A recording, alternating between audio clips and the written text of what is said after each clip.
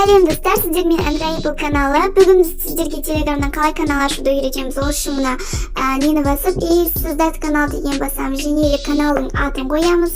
Мысалы, менің каналымның аты Android болады. Мына жерде қате кетті, алайда біз оны кейін түзетіп қойдым. Ал мынау описание дегенге осы канал не туралы соны жазсаңыздар болады. Мысалы, мен хей, сәлем деп солай жаздым. Менің каналым жалпы әртүрлі смартфонның, телефон туралы әртүрлі сондай фишкаларды, сондай-ақ APK программаларды сағатып канал болады. Алдымен бірінші описаниесін жазып аламыз каналдың. Описаниесін жазған соң, мысалы осылай жазып аламыз. Ал ана жерден стикер қосуға да болады. Және де бұл 150 символдан артық сыймайды бұл жерге. Сол үшін қысқа дегенмен адамды өзіне тартып тұратындай болу керек.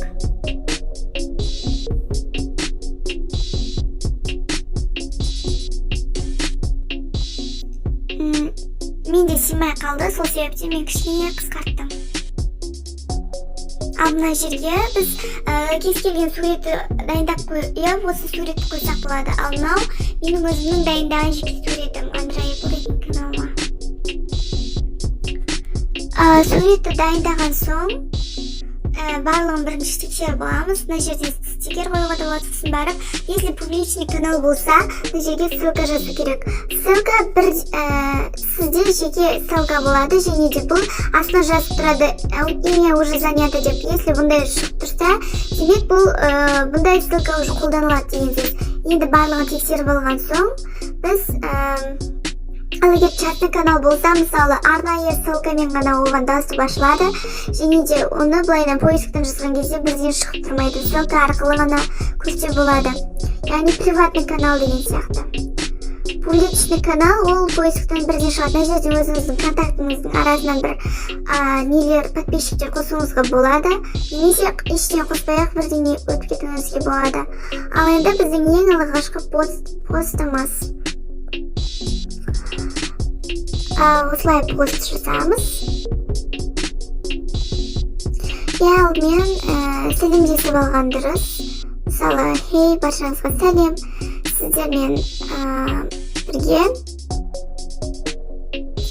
Android KZ деп мен өзімнің ссылкамды жаздым. Және де бұл алдына собачка қойсаңыз, ол көп болып шығады. Сондай-ақ бұны ағылшынша жазу керек, бастысы ссылка дұрыс болу керек. Ал если HTTP чат болса, онда уже ол приватный канал, яғни скрытый, сондай частный канал деген сөз. Канал туралы пост жаздым мен ең алғаш.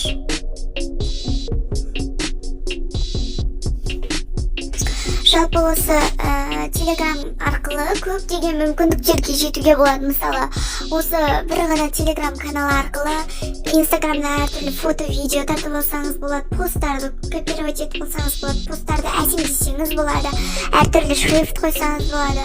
Көптеген блогерлер мысалы өздерінің курстарын осы телеграм арқылы жүргізеді, байқасаңыздар. Себебі өте удобны бұл жерде. Мысалы, мына жерде ютубқа сілтеме деп мен өзімнің ютуб арнамның ссылкасын қойып кеттім. Сондай-ақ мына жерге де описанияға да қойып кеттім. Осы бірден доступ бере алады әртүрлі ссылкаларды қолдану арқылы. Мысалы, бұның WhatsApp-тың айырмашылығы әртүрлі стикер қолдана аласыз, стикерді өзіңіз жасай аласыз. Сондай-ақ оны бұл жерде бастысы общий доступный. Мысалы, WhatsApp-та арнайы нелерді ғана, мысалға, арнайы ссылкамен ғана топқа қосыла аласыз, ал бұл жерде общий іздеп қосыла берсеңіз болады. Ал мен мына жерде мысалы үшін сурет қосқым келді дәші мынаған, сурет қосуды ұмытып кеттім. Сол себептен бірінші мен тексті копировать етіп алып, сообщениені удалить етіп тастадым. Сосын барып, мына суретті таңдап, добавить подпись деген жерге жаңағы копировать етілген сообщениені, точнее, тексті жаздым и жібердім. Вот, менде осындай пост пайда болды. Ал енді жаңаға бағана айтып өткен боттар және де тағы да өзіміз қалай ботты жазу керектігін кейінірек оған жеке видео шығаратын боламын. Ал енді қазір сіздерге жазу түрлерін көрсетемін. Мысалы үшін курсивпен жазу үшін осылай барлығын таңдап аламыз да сөздің и ана үш нүктені басып курсив дегенді басамыз.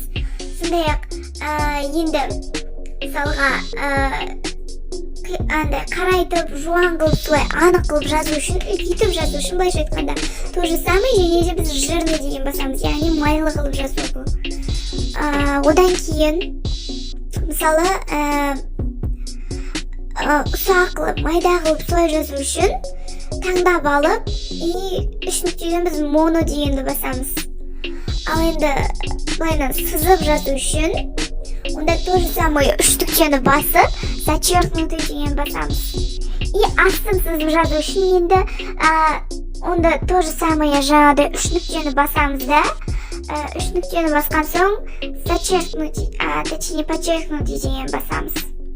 Ал енді оған біз мысалы жаңағыдай көк жазу қылу үшін немесе оған біз ссылка қосып жазу үшін мысалы болады ғой, жүректі болсаң осындай жерге тап боласың деген сияқты. Солай бір сөзді басу арқылы бір ссылкаға тап болып бір жерге тап болу үшін онда осы сөз таңдап алып үш нүктені басып ссылка қосып жазамыз. Ол жерге мысалы мына жерден ссылка таңдап алуға болады.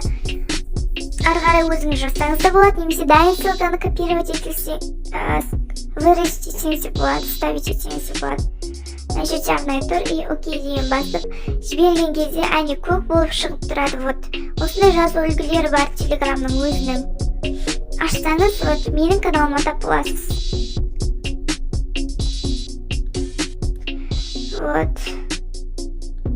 Но менің каналым бұл кезде, дәл бұл кезде менде пока что не видео жоқ еді. Егер видеоны лайк басып кетіңіздер, пайдалы болса, өзге таныстарыңызбен де, достарыңызбен де бөлісе отырыңыз. Ал енді өзге де видеоларды көру үшін подписаться етіп, колокольчикті басып кетіңіздер. Сондай-ақ тағы қандай видео көргіңіз келеді, оны комментарийға жазып кетіңіз.